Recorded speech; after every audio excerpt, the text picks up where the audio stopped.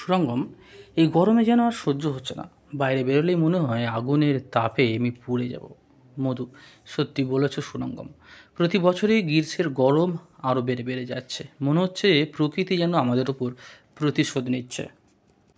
সুরঙ্গম, হ্যাঁ, তার একটা বড় কারণ হলো নির্বিচারে গাছ কাটা। যেখানে গাছ কেটে ফেলা হচ্ছে আর তার ফলেই গরমের প্রকোপ কিন্তু এত বেড়ে যাচ্ছে। মধু, একদম ঠিক বলেছো। গাছ আমাদের জন্য ছায়া দেয়, বাতাস শীতল রাখে এবং অক্সিজেন সরবরাহ করে। কিন্তু মানুষ নিজের স্বার্থে সব কিছু ধ্বংস করে দিচ্ছে। সুরঙ্গম, শুধু তাই নয়, গাছ কাটার ফলে কার্বন ডাই অক্সাইডের পরিমাণও বেড়ে যাচ্ছে। ফলে গ্লোবাল ওয়ার্মিং বাড়ছে, যার কারণে পৃথিবীর উষ্ণতা ক্রমশ বেড়ে চলেছে। মধু, আর বৃষ্টিপাতের পরিমাণও কিন্তু কমে যাচ্ছে। আগে বর্ষাকালে প্রচুর বৃষ্টি হতো, কিন্তু এখন অনেক সময় বৃষ্টি আসেই না। ফসলের ক্ষতি হয়, জলের অভাব দেখা যায়।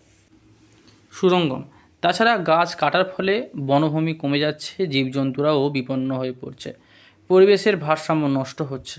মধু, কিন্তু মানুষ কি এসব বুঝতে পারছে না? এভাবে চলতে থাকলে আমাদের ভবিষ্যৎ প্রজন্মের জন্য বড় বিপদ অপেক্ষা করছে। সুরঙ্গম, বুঝলেও অনেকেই কিন্তু শুধু নিজের লাভের কথা ভাবছে। তবে আমরা যদি চাই তাহলে সচেতনতা তৈরি করতে পারি।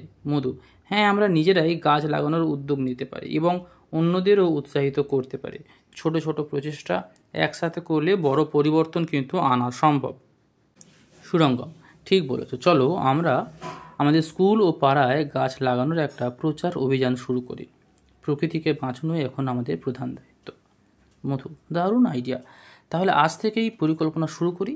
আমাদের এই উদ্যোগই হয়তো ভবিষ্যতে পরিবেশ রক্ষায় বড় ভূমিকা রাখবে।